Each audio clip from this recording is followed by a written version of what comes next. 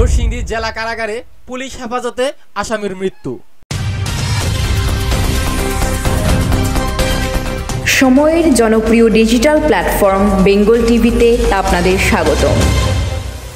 আমার ভাই কালকে রাত আনুমানিক 8টা বা 9টা এরকম মারা গেছে।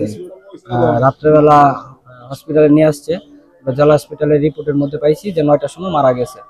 ওনাকে জেলখানা থেকে মৃত নিয়ে আসছে, ডাক্তার কর্তৃপক্ষ মৃত ঘোষণা করছে। আমাদের জানানো হয়েছে আজকে সকাল 10টায় যে উনি মারা গেছে। তো এখানে তো আমাদের উনি অসুস্থ ছিল, এটা আমাদের তো জানানো দরকার ছিল বা খবর দেওয়া দরকার ছিল। আমাদের কোনো কিছু জানানো হয় না, অসুস্থ থাকাকালীন অবস্থাও না। আর মৃত্যুর 12 ঘন্টা পর আমাদের জানানো হয়েছে যে আমার ভাইয়া মারা গেছে। তো এটা হচ্ছে আমরা যা মনে করতেছি যে এটা জেল কর্তৃপক্ষের অবহেলিত আছে। আমরা এর সুষ্ঠু তদন্ত চাই, কিভাবে মারা গেছে এটার মধ্যে জেল সুপার বা জেলখানার কর্তৃপক্ষ কারোর দায় আছে কিনা, আমরা এর সুষ্ঠু তদন্ত চাই ডিসি মহোদয়ের কাছে। তারপর ওনাকে হাসপাতাল নিয়ে আসে মৃত অবস্থায়, যে উনি হাসপাতালে আসার আগেই মারা যায়। পরবর্তীতে আমাদের জানানো হয় পরের দিন সকাল 10টায়, যখন আমরা হসপিটালে যাই আমরা যাই ওনাকে মৃত পাই। কিন্তু আমাদের এর ভিতরে রাত্রে থেকে সকাল 10টায় আমাদের জানানো হয় নাই, 12 ঘন্টা পরে আমাদের জানানো হয়েছে। যখন আমরা উপরে হসপিটাল 2য় তলা যাই, নিচে লাশ থাকে, তখন তারা তাড়াহুড়ো করে গাড়ি এনে লাশ বের করে ফেলতে চায়। তখন আমরা বাধা দিই, তখন আর তারা লাশ বের করতে পারে নাই। তো আমরা চাই যে এখানে জেলখানা কর্তৃপক্ষের কোনো ত্রুটির কারণে কি অবহেলিত কারণে এরকম ঘটনা হয়েছে কিনা, তা আমরা এর সুষ্ঠু একটা সমাধান আর তদন্ত চাই। সে তো আগের থেকেই অসুস্থ ছিল কিছুটা। যখন আমাদের কারা হাসপাতালে তার চিকিৎসা চলছিল একজন সহকারী সার্জনের অধীনে, সেখান থেকে 8:30টার দিকে সে একটু বেশি অসুস্থ হলে আমরা তাৎক্ষণিক আমাদের গাড়ি যোগে অ্যাম্বুলেন্স যোগে তাকে জেলা হাসপাতালে প্রেরণ করি।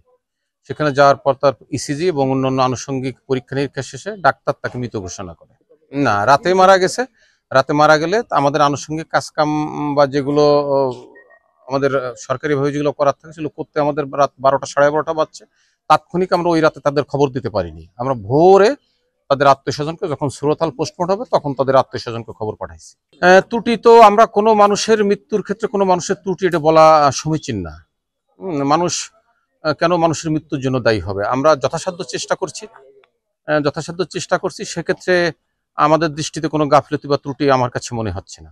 আমরা সাধ্যমতো তাকে তার যা যা করা দরকার সে চেষ্টা করছি। অসুস্থটা সে বোধহয় সকালের দিকে একটু অসুস্থ, তখন ডাক্তার তাকে দেখে একবার ওষুধপত্র দিয়েছে, তখন সে একটু এসে গেছে। আবার 8:30টার দিকে যখন একটু বেশি করে অসুস্থ হয়েছে আমরা তাৎক্ষণিক নিয়ে গেছি।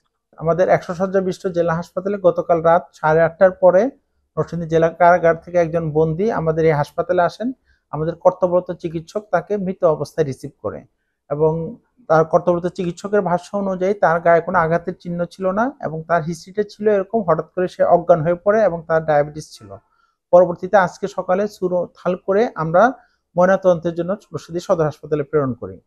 তার মৃত্যুর প্রকৃত কারণ নির্ণয় করতে গেলে আমাদের পোস্টমর্টমের পরে আমরা এটা বলতে পারবো যে তার মৃত্যুর প্রকৃত কারণ কি।